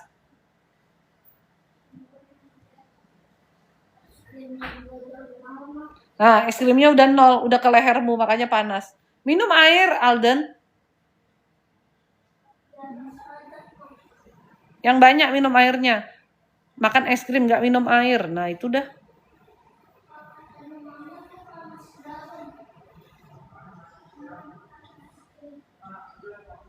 Orang emaknya kasih es. Emaknya juga kasih es tuh 10 ada dikasih. Bapaknya beli es krim lagi sampai 6. Tiap hari kan anak saya jadinya makan es krim nih. Karena dilihat ada. Panas dalam jadinya kan. Ya sudahlah ya. Itulah resiko kehidupan yang harus dia tanggung. Apa sih tadi mau ngomongin apa sih? Oh, kerjaannya. Yang kamu lihat enak tuh belum tentu enak. Temen saya banyak yang kaya-kaya. Kita lihatnya enak. Lihat enaknya dari apa? Dari penghasilannya. Dari hidupnya dia yang lebih baik. Tapi stresnya dia, ya ampun. Aku malah kasihan melihat temanku ini kaya tapi kok stres banget gitu. Ya. Hidupnya kayak nggak ada waktu untuk dirinya. Ya mendingan segini-segini aja deh. Tuhan kasih kecukupan tapi kita punya waktu ketenangan dan kedamaian. Punya waktu yang enak. Ngomong-ngomong soal waktu ya. Pokoknya ikut aja waktu Tuhan, itu yang terbaik. Waktu itu kakak saya tuh yang minta didoain tempatnya hari ini tuh, dia bilang sama saya kayak gini, cepetan apa doainnya, lagi ngejar omset nih katanya, biar tokonya tuh bersih. Ya maksudnya kalau tokonya bersih kan berkat tuh lebih masuk gitu, lagi ngejar omset dia bilang gitu. Saya cuman bilang, saya memang nganggur, nggak ada pelayanan, ada sih pelayanan, tapi maksudnya nggak, masih saya bisa ke tempatnya dia. Tapi Tuhan kasih waktu hari ini tanggal 18. Ya 18 kan ya hari ini. Tuhan kasih waktu tanggal 18. Semua waktu Tuhan tuh ada maksudnya. Kok tunggu aja tanggal 18, saya bilang kayak gitu. Bukannya saya nggak mau bantu, cepetan. Pokoknya Tuhan kasih waktu tanggal 18, tunggu aja tanggal 18. Tadi waktu saya mau ke rumahnya dia kan kayak mencari kitab suci nih, jauh banget nih. Lagi hujan deras, hujannya tuh deras banget. Iya sama-sama kan gini ya Dek ya. Kukunya kenapa lehernya nggak panas? Kondisi setiap anak kan berbeda-beda. Dedek mungkin tidurnya kurang. Dedek bangun pagi, dedek nggak tidur siang. Jadinya dedek lebih cepat sakit daripada Koko. Makannya mungkin beda. Koko minum air lebih banyak, dedek mungkin enggak. Enggak selalu sama dedek. Makanya Aku ini. suka makan sayur. Iya, kamu suka makan sayur memang, Dedek. Tapi kalau Dedek tidurnya kurang, Dedek kan masih lebih kecil, Dedek lebih butuh tidur lebih banyak. Makanya jangan main mulu, disuruh tidur. Sekarang disuruh tidur aja Dedek masih Ma, berapa hari? sibuk patroli ke sini. Ma, berapa hari? Apanya berapa hari? Boleh makan es krim. Sebenarnya nggak boleh tiap hari. Ini kan jadi sakit ini sekarang. Kalau Elnatan juga sama. Sama, dua-dua sama. Tuh. Sampai mana tadi ngomong sampai lupa. Oh, waktu Tuhan. Jadi tadi sebelum saya berangkat itu hujannya di sini tuh deras banget dan itu hujan angin. Saya tanya saudara saya di situ hujan nggak? Hujan, dia bilang kayak gitu. Tapi ya udah, karena sudah waktu Tuhan saya harus berangkat, maka saya berangkat aja. Mau hujan angin, badai, saya tadi bilang sama mbak saya, sebenarnya hujan-hujan gini mah enakan bobok di rumah ya. Tapi mau hujan angin, badai sekalipun, kalau Tuhan bilang pergi, saya pergi. Ya terakhir selesai saya makan-makan gitu, saya berangkat, masih hujan. Tapi sudah nggak sederas sebelumnya. Di sana juga masih hujan. Tapi begitu saya sampai tempatnya dia, hujan tuh udah mulai rintik. Karena gudangnya dia itu kan ada bangunan, terus kan pasti ada halaman dong kalau gudang. Gudang tuh kan halamannya juga harus dibersihin. Sampai sana rintik dan ketika saya mau bersihin halaman gudang itu sudah nggak hujan. Waktu saya bersihin tokonya dia, terus halaman depan tokonya itu juga sudah nggak hujan. Kalau kita secara manusia ngelihat, hujannya sederas ini nih, gimana nanti mau pembersihan nih dan lain sebagainya. Udahlah nggak usah berangkat aja, mendingan diam di rumah aja, batalin aja waktu pembersihannya, kan kayak gitu. Secara logika manusia. Tapi kalau waktu Tuhan, kalau Tuhan udah bilang sekarang waktunya, kamu kesana, kamu kerjain, kamu urusin, sisanya kamu serahin sama Tuhan aja. Kamu lakukan aja. Jalan aja. Sampai sana, masalah hujannya, Tuhan yang tenangkan tuh hujan. Kamu tinggal lakukan bagianmu. Udah itu aja. Bagian kita kan kita doa, kita keliling percikin air garam gitu kan. Itu bagian kita. Selebihnya Tuhan yang bekerja. Mau masalah cuaca, masalah setan, ona ini semuanya Tuhan yang bekerja. Itulah kalau sudah waktu Tuhan. Akan dimudahkan semuanya. Dan itulah gunanya Anda selalu minta perkenanan Tuhan ketika melakukan pekerjaan-pekerjaan Anda, melakukan hal-hal yang akan Anda lakukan. Anda harus selalu bawa dalam doa. Itu maksud firman Tuhan yang berkata, bawalah Tuhan dalam segala lakumu. Mau ngapain aja harus berdoa. Supaya Tuhan yang menyelesaikan segala sesuatu yang tidak bisa kamu selesaikan. Jadi nggak usah tanya, Cek kenapa kerjaan saya gini, kerjaan saya gitu, anu.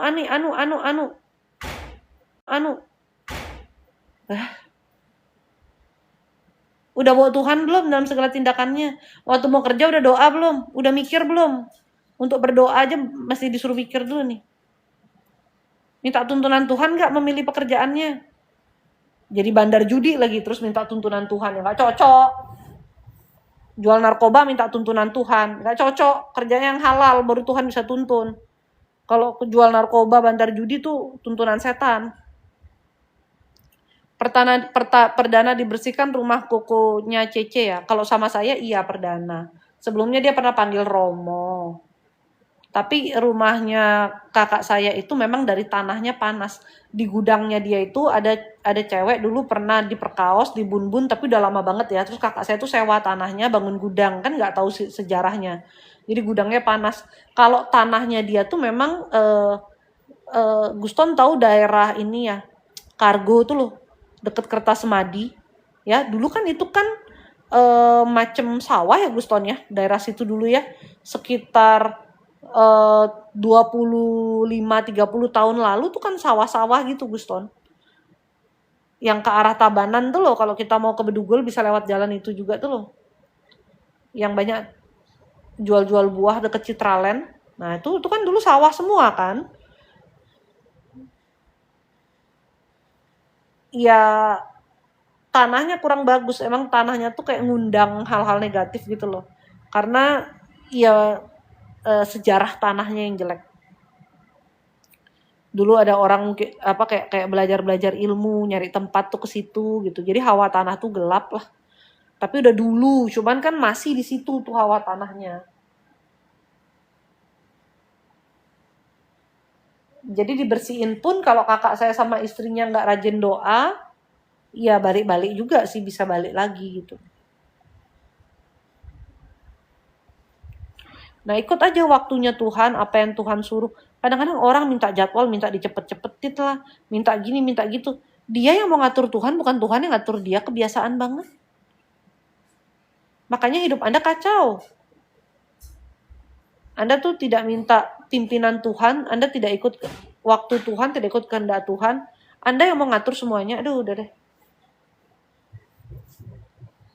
Dari mana kita tahu itu waktu Tuhan? Kalau saya kan ya memang Tuhan kasih tahu nih harus ke sini, harus ke situ, harus ke sini, harus ke situ, sesuai tugasnya. Sebetulnya simple aja sayang, ya. Dimanapun kamu berada saat itu, ya. Itulah waktu Tuhan, itulah perkenanan Tuhan. Jadi nggak usah emosi dalam setiap saat, dalam setiap waktu. Jalan lagi macet nih, ya udah itu perkenanan Tuhan, ada macet jalan. Apalagi kalau kamu udah emang bangunnya pagian, udah sengaja datang biar on time, apa segala macem, tapi jalannya macet, mau gimana? Mau kayak Nabi Musa membelah lautan kemacetan, nggak bisa say.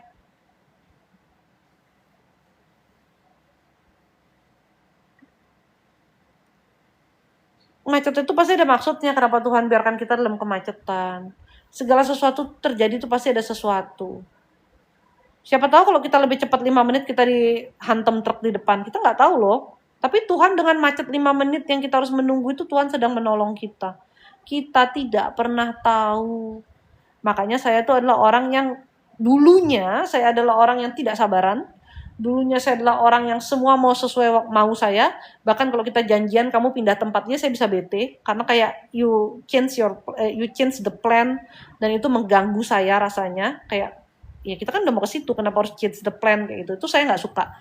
Tapi sekarang saya bisa menjadi manusia yang sefleksibel dan sesantai itu setelah saya memahami bahwa ya udah segala sesuatu, entah itu terjadinya juga atas orang lain pun yang misalnya kayak menginterupsi ke kita, mau pindah tempat dan lain sebagainya.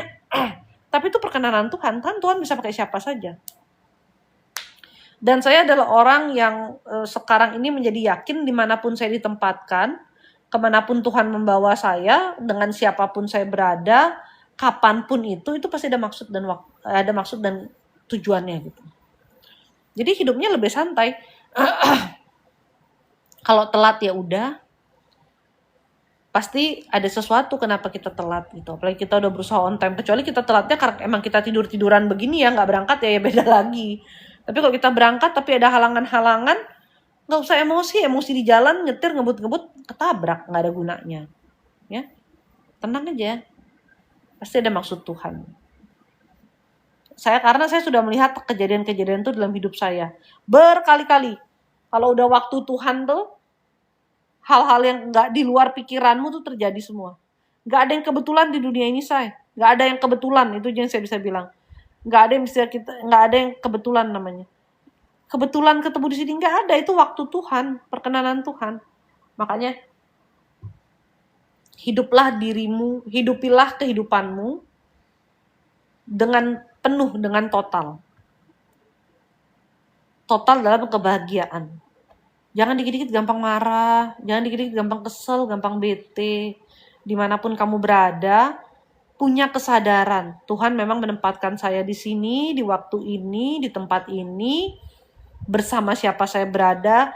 Memang saya sedang harus di sini. Lalu gunanya saya di sini untuk apa? Untuk jadi berkat. Bukan untuk marah-marah, bukan untuk riwa-riwa sendiri. Ya, menjadi berkat. Jadi berkatnya ngapain? Diem aja lu kagak marah aja udah berkat kok. Lagi macet lu diem.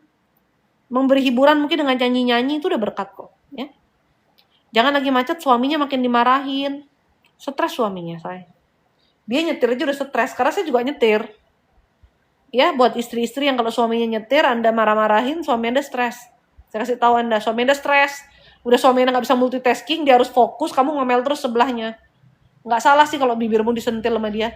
Karena saya yang bisa multitasking aja, kalau di sebelah saya ada orang yang kita lagi nyetir dia ngeruing-ngeruing, saya sebel. Saya juga nyetir sudah dari SMA, udah dari umur 15 tahun ya, udah 20 tahun lebih saya nyetir. Walaupun setelah menikah justru intensitas nyetirnya kurang. Kita tahu kali kalau nyetir itu kita juga butuh tenang. Terus kamu di sebelah jadi cheerleader gitu, apa sih faedahnya? Kalau saya lagi nyetir terus suami saya yang kayak hati-hati sayang, saya selalu bilang sama dia, kamu diam deh. Kamu diam.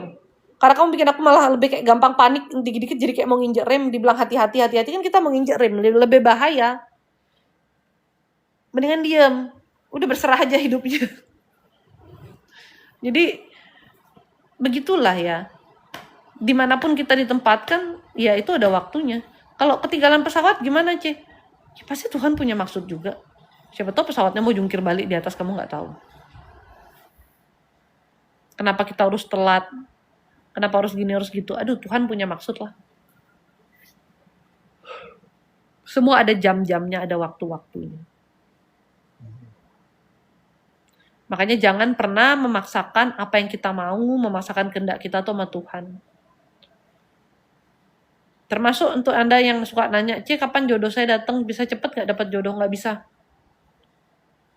Jodoh tuh bukan Gojek ya. Yang kalau kamu pakai yang prioritas, kamu pakai yang hemat, itu dia beda kecepatan datangnya. Enggak, say. Yang hemat aja kadang-kadang dia lebih cepat. Jodoh tuh bukan Gojek, say. Bukan Grab dia. Semua ada waktunya. Kadang-kadang Tuhan melihat kesiapan kita, Tuhan melihat diri kita. Karena supaya ketika kita bertemu dengan jodoh kita, ya udah sama-sama siap gitu. Ih udah ngantuk, aku belum mandi lagi nih dari tadi. Udah ngomong terus, kalian pasti juga bosen dengerin aku. Karena aku juga udah bosen ngomong. Kayaknya sampai berbusa-busa gitu. Ya udah dulu ya. Besok-besok kita live lagi. Ini live-nya sambil tidur-tiduran padahal udah gara-gara capek. Semoga Tuhan selalu memberkati kita. Semoga apapun yang saya sampaikan, Anda bisa ambil positifnya, buang negatifnya. Ya. Kalau ada kata-kata yang menyinggung Anda, ya mohon maaf. Tapi kalau Anda tersinggung dengan kata-kata yang baik dan benar, bukan dengan canda-candaan saya ya, tapi nasihat-nasihat yang baik dan benar itu membuat Anda tersinggung, puji Tuhan, berarti Anda sadar ada yang harus diperbaiki dari diri Anda. Oke? God bless you, Tuhan memberkati. Bye-bye. Tidur Aldi.